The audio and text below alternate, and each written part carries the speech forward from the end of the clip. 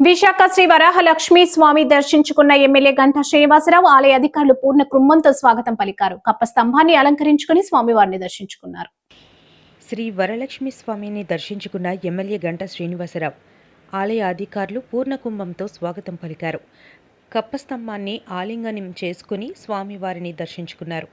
స్వామివారి బేడ మండపంలో ఆలయ అర్చకులు వేద అర్చన చేశారు. ఈ సందర్భంగా గంటా శ్రీనివాసరావు మీడియాతో మాట్లాడుతూ, మనం ఎప్పుడైనా సరే దేవుడు కార్యక్రమం చేయాలనుకున్నప్పుడు దేవుడు ఆశీస్సులు మాత్రం మనకు ఉండాలి. గతంలో ప్రభుత్వం సిమెంట్, ఐరన్ హడావిడిగా పనిచేయడానికి అది కుదరలేదు. ఆర్గానిక్స్తో బెండకాయ జిగురు, కరక చెట్టు తగిన మిశ్రమాలు వాడి పనిచేశారు. శ్రీకాళహస్తిలో 6 కోట్ల రూపాయలతో నిర్మాణం చేపట్టారు. దీనికి సుమారుగా 5 కోట్ల వరకు ఖర్చయింది. ఆలయ పునర్నిర్మాణాలు 200 సంవత్సరాల వరకు ఎటువంటి లీకేజ్ ఉండదని గంటా తెలిపారు. ఈ యొక్క ఏదైతే వాటర్ లీకేజ్ అవుతా ఉందో ఆ వాటర్ లీకేజ్ని ఏన్షియంట్ ప్యాటర్న్లో, అంటే పల్లవులు, చోళులు, విజయనగర రాజులు, ఒరిస్సా గజపతి రాజులు వాళ్ళు ఎలా అయితే ప్యాటర్న్లో కట్టారో ఆ రోజు, అలానే ఎక్కడైతే వాటర్ లీకేజ్ అవుతుందో వాటన్నిటిని కూడా అరెస్ట్ చేయాలి అనేటువంటి ఒక ఉద్దేశంతో మనం శ్రీ వెంకటేశ్వర చారిటబుల్ ట్రస్ట్ పూనా, అంటే Venky group of companies, B Venkateswararao గారు అనేసి పూనాలో ఉంటారు.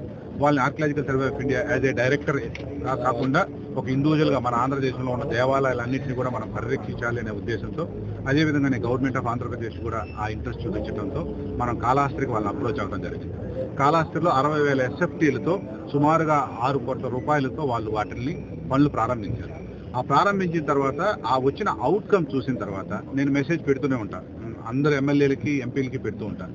దాంట్లో మొదటగా రెస్పాండ్ అయినటువంటి ఎమ్మెల్యే గారు పెద్దలు శ్రీ గంటా శ్రీనివాసరావు గారు ఇమ్మీడియట్గా నాకు ఫోన్ చేసి చెప్పడం ఏంటంటే, ముని మనం సింహాచలం కూడా లీకేజ్ అవుతా ఉంది, ఒక్కసారి మీ టీం వచ్చి చూస్తే బాగుంటుంది అంటే, సో ఇమ్మీడియట్గా మళ్ళీ పెద్దలు వెంకటేశ్వరరావు గారిని మనం అప్రోచ్ అయ్యి, సార్ ఇలా సింహాచలం కూడా ఉంది, చాలా ప్రసిద్ధమైనటువంటి దేవాలయం, 12వ శతాబ్దం నుంచి కూడా శాసనాల ఆధారం ద్వారా కూడా ఉంది, దాన్ని తీసుకోవాలి అని చెప్పినప్పుడు, అదేవిధంగానే ఎమ్మెల్యే గారు కూడా అప్రోచ్ అయిన విధానంతో ఇమ్మీడియట్గా వర్క్ స్టార్ట్ చేయడం జరిగింది. ఆ రోజు మీరు అందరూ ఉన్నారు, MOU చేసుకున్నాం.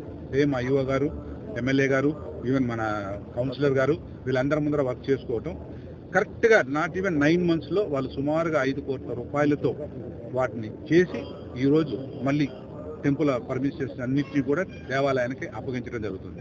దీంట్లో ప్రధానంగా కృషి చేసినటువంటి వాళ్ళు విశాల్ అండ్ శ్రీ జామ్వాల్ గారు, ఆయన రిటైర్డ్ డైరెక్టర్ కన్జర్వేషన్, ఆయన సూపర్వైజన్లో చేయడం జరిగింది. విశాల్ గారికి, వెంకటేశ్వరరావు గారికి ప్రత్యేకించి, ఎందుకంటే నా ఒక హంబుల్ రిక్వెస్ట్ ఏంటంటే, గవర్నమెంట్ ఆఫ్ ఆంధ్రప్రదేశ్ చేస్తుంది, అలానే ప్రతి ఎమ్మెల్యే కూడా వాళ్ళ కాన్స్టిట్యూషన్లో ఉన్నటువంటి దేవాలయాల మీద ఎలా అయితే గంటా శ్రీనివాసరావు గారు చూపించినటువంటి ఇంట్రెస్ట్ అందరూ కానీ చూపించగలిగితే మన దేవాలయాలన్నింటినీ కూడా మనం కాపాడగలుగుతాం. సభాముఖంగా I'm very thankful to Ganta sir. So because of him only down చేయాలి.